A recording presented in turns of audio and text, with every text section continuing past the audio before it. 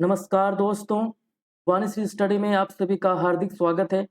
हमने last lecture में दृष्टि आईएएस के उत्तराखंड के मई महीने के करंट अफेयर्स को पढ़ना स्टार्ट किया था। ठीक है, तो आज आगे स्टार्ट करते हैं। तो आज का जो पहला न्यूज़ है वो है उत्तराखंड वनाग्नि पर भारतीय वायु सेना द्वारा नियंत्रण जारी। तो ये देखने को काफ़ी मिल रहा है कि उत्तराखंड में वनाग्नि की समस्या काफ़ी देखने को मिल रही है।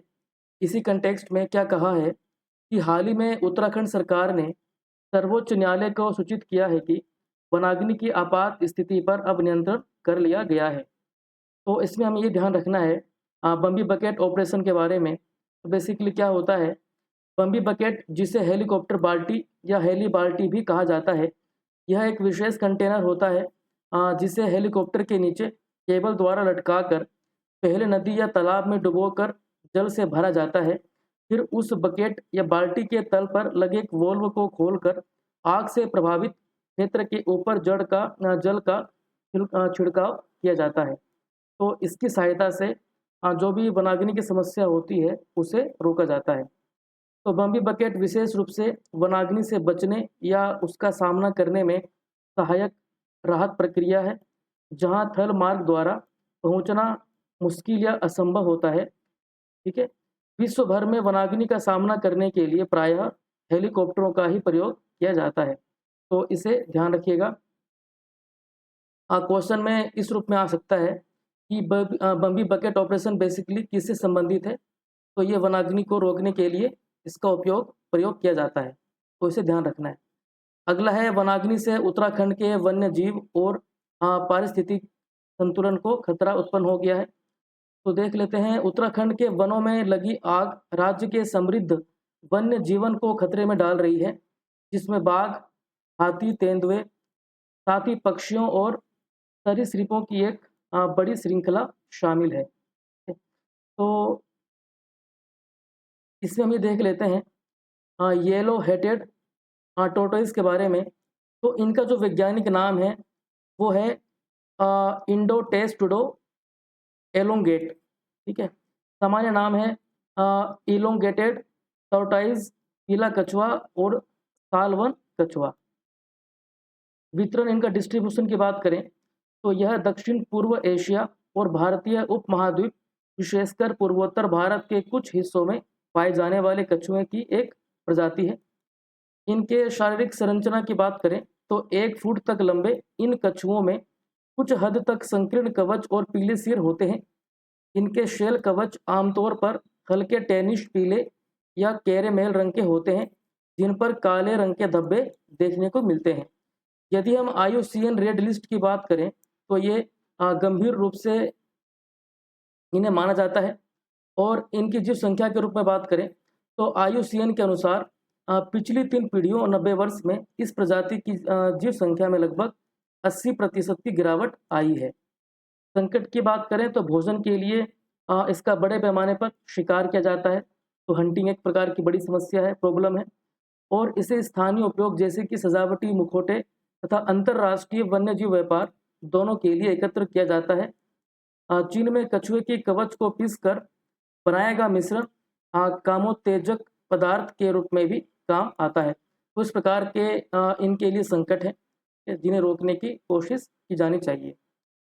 अब अगला है तड़ित झंझा। तो इसके बारे में देख लेते हैं चर्चा में क्यों है। तो IMD यानी कि भारत मौसम विज्ञान विभाग के अनुसार एक पश्चिमी विक्षोभ यानी कि वेस्टर्न डिस्टर्बेंस से उत्तर पश्चिम भारत के प्रभावित होने का पूर्वानुमान लगाया गया है, जिसके प्रभाव से क्षेत्र में कई मौसमी बदलाव और वृद्धि देखने को मिलने की संभावना है। तो देख लेते हैं ये वेस्टर्न डिस्टर्बेंस यानी कि पश्चिमी विक्षोभ होते क्या है। तो ये चक्रवात होते हैं जो कि कैस्पियन या भूमध्य सागर, अभी इसको ध्यान रखना है इन दोनों बातों को, कि ये कैस्पियन या भूमध्य सागर में उत्पन्न होते हैं और उत्तर पश्चिम भारत में गैर मानसूनी वर्षा लाने में अपना महत्वपूर्ण योगदान देते हैं। इन्हें भूमध्य सागर में उत्पन्न होने वाले एक अतिरिक्त उष्णकटिबंधीय चक्रवात के रूप में भी जाना जाता है। तो इस बात को भी ध्यान रखिएगा। यह कम दाब का क्षेत्र होता है, ठीक है, जो कि उत्तर पश्चिम भारत में आकस्मिक वर्षा, ओला और तुषार धुंध लाता है। तो इसमें तो ये ध्यान रखना है कि ये कैस्पियन या भूमध्य सागर में इनका उद्गम स्थान है। ठीक है। दूसरा, ये उष्णकटिबंधीय चक्रवात के रूप में जाने जाते हैं। कम दाब में इनका क्षेत्र होता है और ये ठंड के दिनों में ये हमें देखने को मिलते हैं, जो कि आकस्मिक वर्षा, ओला और तुषार धुंध के रूप में ये आते हैं। ठीक है। अगला, यह सर्दी और मानसून पूर्व वर्षा का कारण बनता है तथा उत्तरी उपमहाद्वीप में रबी फसल की विकास के लिए महत्वपूर्ण है। तो इस बात को भी ध्यान रखना है कि खरीफ फसल के लिए नहीं, रबी फसल के विकास के लिए इनका महत्वपूर्ण माना जाता है। यह हमेशा अच्छे मौसम का अग्रदूत नहीं होता है। कभी कभी यह बाढ़, आकस्मिक बाढ़, भूस्खलन, धूल भरी आंधियां, ओलावृष्टि एवं शीतलहर जैसी चरम मौसमी घटनाओं का कारण बन सकता है, जिससे जान माल की क्षति भी होती है और बुनियादी ढांचे नष्ट हो सकते हैं और आजीविका प्रभावित हो सकती है। तो इनसे ये समस्याएं भी देखने को मिल सकती हैं, तो ध्यान रखिएगा। अगला है रबी फसलों के बारे में देख लेते हैं। ये फसलें रिट्रेटिंग निवर्तनी मानसून एवं पूर्वोत्तर मानसून के दौरान बोई जाती हैं, जिनकी बुआई अक्टूबर में शुरू होती है और इस कारण से ये रबी या शीतकालीन फसल कहलाती है। इन फसलों की कटाई की बात करें तो आमतौर पर गर्मी के मौसम में अप्रैल और मई के दौरान इनकी कटाई देखने को मिलती है। इन फसलों पर निवर्तनी मानसून वर्षा का ज़्यादा असर नहीं होता है। यदि इनके मुख्य फसलों की बात करें रबी फसलों की, तो गेहूं, चना, मटर, जौ आदि रबी मुख्य फसलें हैं। इन फसली बीज के अंकुरण के लिए गर्म जलवायु और फसलों की वृद्धि के लिए ठंडी जलवायु की आवश्यकता होती है, तो इस बात को भी ध्यान रखिएगा। नेक्स्ट है, भीमताल झील के जल स्तर में कमी देखने को मिली है। तो देखते हैं क्या लिखा है। राज्य के कुमाऊं क्षेत्र में वर्षा और हिमपात की कमी के कारण उत्तराखंड के नैनीताल जिले में स्थित भीमताल झील का जल स्तर 22 मीटर से घटकर 17 मीटर हो गया है। तो इसमें हम भीमताल झील को देख लेते हैं। भीमताल झील नैनीताल जिले की सबसे बड़ी झील है, तो इस बात को ध्यान रखना है कि भीमताल जो झील है वो नैनीताल जिले में देखने को मिलती है। यह कुमाऊं क्षेत्र की सबसे बड़ी झील है और इसे भारत का झील जिला भी कहा जाता है, तो इस बात को भी ध्यान रखना है। इसका नाम प्रसिद्ध महाकाव्य महाभारत के दूसरे पांडव भीम के नाम पर रखा गया है। ठीक है। ये एक प्राकृतिक झील है। यदि हम इसकी उत्पत्ति की बात करें तो भूपर पट्टी के खिसकने के कारण उत्पन्न हुए एक भ्रंश को इसका श्रेय दिया जाता है। ठीक है। इस झील का निर्माण वर्ष 1883 में ब्रिटिश काल के दौरान हुआ था और इस पर चिनाई बांध यानी कि मेसोनरी डैम बनाया गया है। झील के चारों ओर समृद्ध वनस्पति और जैव पारिस्थितिकी तंत्र हैं, साथ ही पहाड़ी ढलानों पर देवदार और ओक के घने वन देखने को मिल जाते हैं। सर्दियों के महीनों के दौरान यह कई प्रवासी पक्षियों का आवास होता है। ठीक है। क्षेत्र में पाई जाने वाली प्रसिद्ध प्रजातियों की बात करें तो बुलबुल, wall creeper, emerald Dove, black eagle और टानी फिश आउल शामिल हैं। ठीक है। तो इन बातों को भी ध्यान रखना है, फैक्ट्स फिल्म्स के लिए काफ़ी महत्वपूर्ण है। नेक्स्ट देख लेते हैं चार धाम यात्रा। ठीक है, जो कि काफ़ी महत्वपूर्ण इम्पोर्टेंट मानी जाती है। ठीक है, तो इसमें हम ये रिवाइज कर लेते हैं चार धाम यात्रा। तो पहली है यमुनोत्री धाम। तो इसका यदि हम स्थान की बात करें तो उत्तरकाशी जिला है, समर्पित है यह देवी यमुना, और गंगा नदी के बाद यमुना नदी भारत की दूसरी सबसे पवित्र नदी मानी जाती है, तो इस बात को ध्यान रखिएगा। अगला है गंगोत्री धाम। तो स्थान की बात करें तो उत्तरकाशी जिला, ठीक है, यह समर्पित है देवी गंगा को और सभी भारतीय नदियों में सबसे पवित्र मानी जाती है। अगला है केदारनाथ धाम। स्थान की बात करें तो रुद्रप्रयाग जिला है, समर्पित है यह भगवान शिव को और ये मंदाकिनी नदी के तट पर स्थित है। भारत में 12 ज्योतिर्लिंगों में से एक इसका स्थान है। ठीक है। अगला है बद्रीनाथ धाम। स्थान की बात करें तो चमोली जिला और ये पवित्र बद्रीनारायण मंदिर का स्थान है। ठीक है, और समर्पित है भगवान विष्णु को और यह वैष्णवों के पवित्र तीर्थ स्थलों में से एक मानी जाती है, तो इस बात को भी ध्यान रखना है।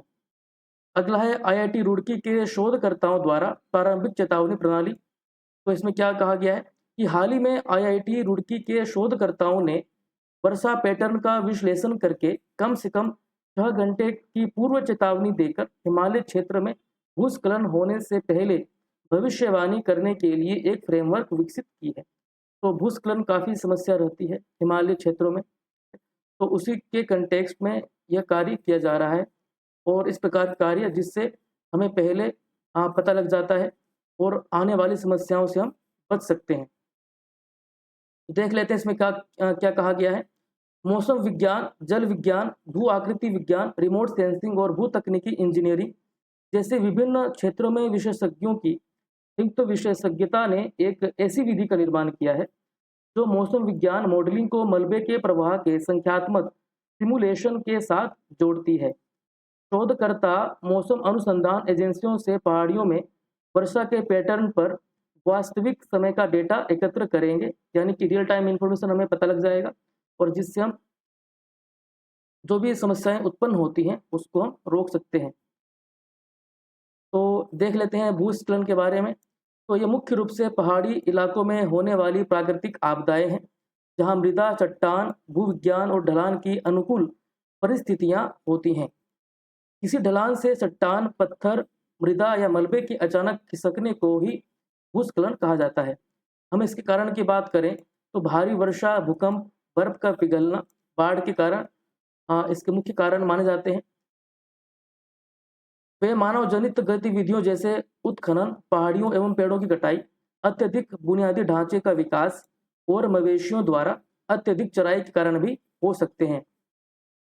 भूस्खलन को प्रभावित करने वाले कुछ मुख्य कारक हैं। आकस्मिक भूवैज्ञानिक संरचनाएं जैसे भ्रंश, पहाड़ी ढलान, जल निकासी, भू आकृति विज्ञान, भूमि आयोग और भूमि आवरण, मृदा की बनावट व गहराई तथा चट्टानों का अपक्षय। ठीक है, तो ये इसके मुख्य कारण माने जाते हैं। अब अगला देखते हैं, उत्तराखंड में बद्रीनाथ मंदिर भक्तों के लिए खुला। तो इसमें देख लेते हैं, उत्तराखंड में गढ़वाल हिमालय में स्थित, ये ध्यान रखिएगा, गढ़वाल हिमालय में स्थित है। बद्रीनाथ मंदिर के कपाट सर्दियों के मौसम के दौरान बंद रहने के बाद 12 मई 2024 को भक्तों के लिए खोले गए। तो इसमें हम बद्रीनाथ मंदिर के बारे में देख लेते हैं। यह मंदिर विष्णु को समर्पित 108 दिव्य देशमों में से एक है, जो वैष्णवों के लिए पवित्र मंदिर है, जिन्हें बद्रीनाथ के रूप में पूजा जाता है। यह उत्तराखंड के चमोली जिले में अलकनंदा नदी के किनारे स्थित है। तो ये चमोली जिले में है, इस बात को ध्यान रखना है, और अलकनंदा नदी किनारे स्थित है। तो इन दोनों फैक्ट्स को ध्यान रखिएगा। अगला है, चीन सीमा पर सड़कों पर पैसा खर्च करेगी सरकार। देख लेते हैं, सूत्रों के मुताबिक सरकार वाइब्रेंट विलेज प्रोग्राम यानी कि वीवीपी के तहत उत्तराखंड और सिक्किम में चीन सीमा पर बनने वाली प्रत्येक किलोमीटर सड़क के लिए 2 करोड़ रुपए से अधिक खर्च कर सकती है। मुख्य बिंदुओं को देख लेते हैं। केंद्रीय गृह मंत्रालय ने चीन सीमा से लगे क्षेत्रों में कनेक्टिविटी में सुधार के लिए अरुणाचल प्रदेश, उत्तराखंड और सिक्किम में वीवीपी के तहत 113 सड़कों को मंजूरी दी है। तो हम बेसिकली देख लेते हैं कि वाइब्रेंट विलेज प्रोग्राम यानी कि वीवीपी ये बेसिकली होता क्या है। इमेज के लिए भी काफ़ी महत्वपूर्ण है और प्रीलिम्स में भी इस बात को ध्यान रखिएगा। यह एक केंद्रीय वित्त पोषित कार्यक्रम है, तो इस बात को ध्यान रखना है कि यह केंद्रीय वित्त पोषित है। ठीक है, जिसकी घोषणा केंद्रीय बजट वर्ष 2022-23 में उत्तर में सीमावर्ती गांवों को विकसित करने और ऐसे सीमावर्ती गांवों के निवासियों के जीवन स्तर को उत्तम यानी कि बेहतर बनाने के लक्ष्य के साथ की गई थी। ठीक है, इसमें हिमाचल प्रदेश, उत्तराखंड, अरुणाचल प्रदेश, सिक्किम और लद्दाख के सीमावर्ती क्षेत्र शामिल किए गए हैं। ठीक है, इसके तहत 2963 गांवों को कवर किया जाएगा, जिनमें से 663 को पहले चरण में कवर किए जाएंगे। ग्राम पंचायतों की सहायता से जिला प्रशासन द्वारा वाइब्रेंट विलेज एक्शन प्लान बनाए जाएंगे। वाइब्रेंट विलेज प्रोग्राम की वजह से सीमा क्षेत्र विकास कार्यक्रम के साथ ओवरलैप की स्थिति उत्पन्न नहीं होगी, तो इस बात को ध्यान रखिएगा। अगला है, स्थानांतरण के लिए सरकार को उत्तराखंड उच्च न्यायालय का निर्देश। तो देख लेते हैं, उत्तराखंड उच्च न्यायालय ने उत्तराखंड राज्य सरकार को 1 महीने के भीतर अपने परिचालन को नैनीताल से बाहर ले जाने अर्थात स्थानांतरण के लिए एक नई साइट का पता लगाने का निर्देश दिया है, यह कहते हुए कि यह कदम जनता के सर्वोत्तम हित में है। तो हम इसमें देख लेते हैं भारतीय विधिज्ञ के बारे में। तो परिचय में देखें तो भारतीय विधिज्ञ परिषद भारतीय बार को विनियमित करने और प्रतिनिधित्व करने के लिए अधिवक्ता अधिनियम 1961 के तहत संसद द्वारा बनाई गई एक संविधिक निकाय है। यदि हम इसके विनियामक कार्य की बात करें तो अधिवक्ताओं के लिए पेशेवर आचरण और शिष्टाचार के मानक को निर्धारित करता है। अनुशासनात्मक कार्रवाइयों के लिए प्रक्रियाएं स्थापित करना, भारत में विधिक शिक्षा के लिए मानक निर्धारित करना और योग्य कानून डिग्री को मान्यता अन्य दायित्व। ठीक है, अधिवक्ताओं के अधिकारों की बात करता है, विशेष अधिकारों और हितों की रक्षा करता है। हितों के लिए कानूनी सहायता का आयोजन करना, विधिज्ञ परिषद के सदस्यों के लिए चुनाव आयोजित करना और किसी भी मामले से निपटना हो तो जो राज्य विधिज्ञ परिषद द्वारा उसे भेजा जा सकता है। तो इसके मुख्य कार्य है। नेक्स्ट है लुप्त प्राय हिमालय जीवों पर वनाग्नि के कारण संकट। तो वनाग्नि की समस्या काफ़ी देखने को मिलती है, जिसमें पर्यावरण तो को नुकसान तो पहुंचता ही है, बाकी जो वन्य जीव होते हैं, जो बायोडाइवर्सिटी होती है, कंप्लीट कहीं ना कहीं नेगेटिवली इम्पैक्ट होता है। तो देखते हैं क्या लिखा है। वन विभाग के अनुसार उत्तराखंड में प्रत्येक वर्ष घटित होने वाली वनाग्नि क्षेत्र के बहुमूल्य वन संसाधनों जैसे पेड़ पौधों, झाड़ियों, जड़ी बूटियों और मृदा की मोटी उर्वर परतों को काफी नुकसान पहुंचाती है। इससे लुप्त प्राय हिमालयी जीवों जैसे वन्य जीवों, सरीसृपों, स्तनधारियों, पक्षियों, तितलियों, मधुमक्खियों और मृदा को समृद्ध करने वाले जीवाणुओं पर भी संकट की स्थिति उत्पन्न हो गई है। हम इसके मुख्य बिंदुओं की बात करें, बेसिकली ये मेंस के लिए भी महत्वपूर्ण है, मेंस के लिए भी ध्यान रखना है, क्योंकि ये समस्या जो है काफ़ी देखने को मिलती है और ये कहीं ना कहीं इसके कारण क्या है, इसके रोकथाम क्या है, तो इनसे संबंधित प्रश्न देखने को मेंस में मिल सकते हैं। तो उसके लिए भी इसे अच्छे से देख लेना है। तो मुख्य बिंदुओं की बात करें तो चीयर तीतर, कलिज तीतर, रूफस बेलिड कटफोड़वा, कॉमन रोज, चॉकलेट पेंसी एवं कोवा जैसी एवियन प्रजातियों का प्रजनन काल मार्च से जून तक होता है और यही वह अवधि है जब तक क्षेत्रों के वनों में सबसे अधिक आगजनी की घटना देखने को मिलती है। हिमालयी तितलियों के संरक्षण की दिशा में कार्य कर रहे एक गैर सरकारी संगठन एनजीओ के अनुसार हिमालय क्षेत्र में तितलियों की कुल प्रजातियां 350 पाई जाती हैं, जिनमें 120 प्रजातियां लुप्त होने के कगार में हैं। देखिए कितनी समस्या उत्पन्न होती है वनाग्नि से, क्योंकि ये वनाग्नि की घटना में नष्ट हुए पोषण देने वाले पौधों पर ही प्रजनन के लिए आश्रित होती हैं। देहरादून स्थित वन अनुसंधान संस्थान द्वारा पूरे दक्षिण एशियाई क्षेत्र में पाए जाने वाले येलो हेडेड कछुए पर वनाग्नि के प्रभाव पर भी शोध किया जा रहा है। यह वन्यजीव संरक्षण अधिनियम 1972 की अनुसूची 4 में सूचीबद्ध है और इसके लुप्त प्राय होने के कारण यह वन्य जीवों और वनस्पतियों की संकटग्रस्त प्रजातियों में अंतरराष्ट्रीय व्यापार पर कन्वेंशन साइट्स यानी कि साइट्स के परिशिष्ट में भी दर्ज किया गया है। वन विभाग के अनुसार नवंबर 2023 से अब तक उत्तराखंड में वनाग्नि की घटना ने 1437 हेक्टेयर से अधिक वन क्षेत्रों को प्रभावित किया है। अगला देखते हैं चीयर तीतर के बारे में। तो बेसिकली चीयर तीतर जिसे वालिस तीतर के नाम से भी जाना जाता है, ठीक है, यह कैटरस प्रजाति का एकमात्र सदस्य है और आईयूसीएन रेड लिस्ट की बात कर रहे हैं तो ये बेसिकली वल्नरेबल है। ठीक है, तो ध्यान रखिएगा वल्नरेबल है ये। साइट्स स्थिति की बात करें तो परिशिष्ट फर्स्ट में इनको रखा गया है और WPA की बात करें तो अनुसूची फर्स्ट में इन्हें रखा गया है। ठीक है, ध्यान रखिएगा प्रीलिम्स के लिए। अगला है रूपस बेलिड कटफोड़वा। तो बेसिकली ये क्या है, रूपस बेलिड कटफोड़वा पिसिडे वर्ग में पक्षी की एक प्रजाति है। ठीक है, यह भारतीय उपमहाद्वीप और दक्षिण पूर्व एशिया में हिमालय के क्षेत्रों में पाया जाता है। इसके प्राकृतिक आवास उपोष्णकटिबंधीय या उष्णकटिबंधीय आर्द्र तराई वन तथा उपोष्णकटिबंधीय या उष्णकटिबंधीय आर्द्र पर्वतीय वन है। यदि हम आईयूसीएन की बात करें तो कम चिंतनीय है और साइट्स की बात करें तो मूल्यांकन नहीं किया गया है और WPA की बात करें तो अनुसूची 4 में इन्हें रखा गया है। नेक्स्ट है शंभू नदी। तो उत्तराखंड के बागेश्वर जिले के कुंवारी गांव में शंभू नदी पर, तो ध्यान रखिएगा इन सब फैक्ट्स को। ठीक है, उत्तराखंड के बागेश्वर जिले में है कुंवारी गांव में शंभू नदी पर एक बार फिर लगभग 2 वर्ग किलोमीटर क्षेत्र में एक मानव निर्मित झील का निर्माण किया गया है, जिससे स्थानीय लोग आसन्न त्रासदी को लेकर चिंतित हैं। इसके मुख्य बिंदु को देख लेते हैं। झील का यह पुनरुद्धार वर्ष 2022 और 2023 की पिछली घटनाओं की याद दिलाता है, जब भूस्खलन के कारण नदी के मार्ग में बाधा उत्पन्न करने वाली तुलनीय संरचनाओं के कारण बहाव में संभावित बाढ़ को रोकने के लिए त्वरित प्रशासनिक कार्रवाई की गई थी।